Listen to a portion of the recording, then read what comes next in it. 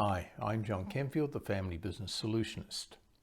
This is the 50th and the final video in the series, 50 Common Causes of Conflict in Family Business and What to Do About them. Keep an eye out for the book, which is going to come at some time in the future. Like video 49, this video is about external sources of conflict, external causes. And as I mentioned previously, families are very good at creating their own conflicts. They can also introduce conflict from outside. This is about cuckoo consultants. The cuckoo is a bird not found in Australia, but it's common in Europe and North America. And it is a classic for being what is called a brood parasite. It will lay its egg in another bird's nest with the intention of leaving that other bird to raise its young, one egg. Its egg hatches early, and as the other chicks hatch, if it hasn't already pushed their eggs out of the nest, it will fling the other chicks out of the nest. It then demands that the nest owner feed it as though it were its own chick until it is able to establish its own independence. The cuckoo, therefore, has pure self-interest. It is parasitic in the way it operates.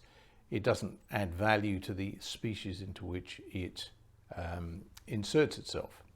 Similarly, the cuckoo consultant is one that is described by the idea of the flea is trying to own the dog, because their interest is in satisfying their own needs and interests, gaining revenues and so forth, in preference to looking after the business they get involved with.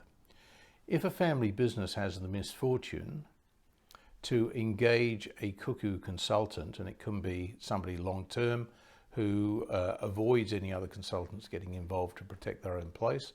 It can be somebody brought in for a specific task who then instantly seeks to extend their control over the organization by disempowering everybody else.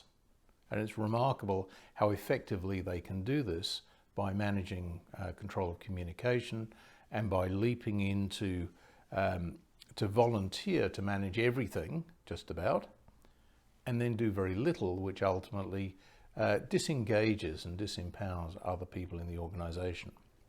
Now, if they've been brought in to help deal with a particular problem, they can often exacerbate that problem by forcing everybody else to stand back, and then they actually don't do what needs to be done to solve the problem. And that happens because A, they usually don't have the knowledge or skills to do it, although they certainly sound as though they should be able to deal with it.